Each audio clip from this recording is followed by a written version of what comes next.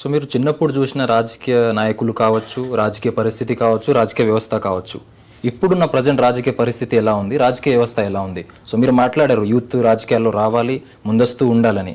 So దీన్ని మీరు ఎలా స్పందిస్తారు? సో నేనేమంటున్నానంటే ఇప్పుడు మీరు అనే క్వశ్చన్ ఏంటంటే చిన్న ఉన్నప్పుడు ఇప్పుడు అనేది రోజు రోజుకి అంటే మారిపోతూ ఉంటది. సో మనం అప్పుడు ఎలా చూసేవాళ్ళం అంటే వాళ్ళ ఫాదర్ నాయకుడు ఉంటే కొడుకు నాయకుడు, కొడుకు నాయకుడు తర్వాత ఇంకో కొడుకు తరం వచ్చేది. సో అప్పటికి ఇప్పటికి ఉన్న రాజకీయానికి డిఫరెన్స్ ఏంటి? సో నేను అదే చెప్తున్నా, అది కట్ కావాలి. ఇప్పుడు ఏదైతే వాళ్ళే ఈ వారసత్వ రాజకీయం చేసుకుంటూ పోతే కిందునోడు ఏం నేర్చుకుంటాడు? కిందునోడికి అందుకోసం కదా పటవారి వ్యవస్థ ఎండ్ అయింది కూడా అదే. ఇది కూడా ఎండ్ కాబోతుంది. ఈ జనరేషన్ స్టార్ట్ చేసింది ఆల్రెడీ. నేను ఇంకా దాంట్లో స్ట్రాంగ్ గా పొమ్మని చెప్తున్నా యూత్ ని.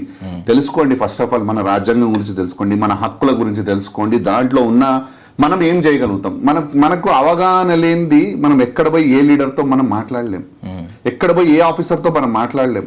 నీకు పాలిటిక్స్ అనేది తెలుసుకోండి.